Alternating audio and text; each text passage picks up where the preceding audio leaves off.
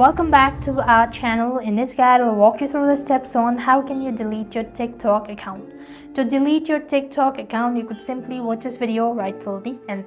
So what you want to do is, first thing first, you simply want to go ahead and open up your TikTok application and log into your account.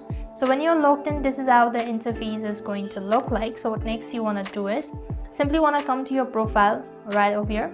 And once you are on the profile section, then click on the tab bar icon in the top right corner of your screen. Then go to settings and privacy. And while you are taken to this section, you want to come to account, right? So you have this section is deactivate or delete account.